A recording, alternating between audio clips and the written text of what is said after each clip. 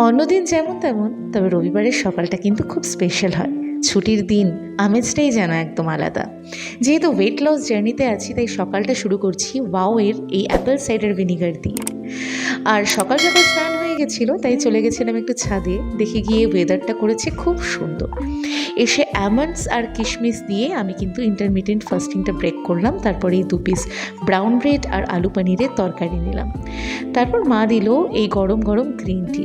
ওইদিকে গিয়ে দেখি মায়ের ইলিশ মাছ রান্না হয়ে গেছে, মাংসও প্রায় হয়ে গেছে। আর রবিবারের দুপুরটাতে যেন আরেকটু সুন্দর হয়ে গেল এই বৃষ্টির সাথে। তারপর আজকে খেয়েছিলাম দুপুরে ভাত আর এই সর্ষে ইলিশ দিয়ে। চিকেনও মা যেহেতু করেছিল, কিন্তু চিকেনটা আমি খাইনি সেদিন। তারপর চলে গেছিলাম রবিবারের বিকেল উপভোগ করতে সবার সাথে একটু ডিমা ব্রিজে। আর সকলের সাথে ক্রিসপি চিলি বেবি কর্ন আর 1 কাপ চায়ের চুমুক দিয়ে কিন্তু সন্ধেটা রবিবারে শেষ করলাম।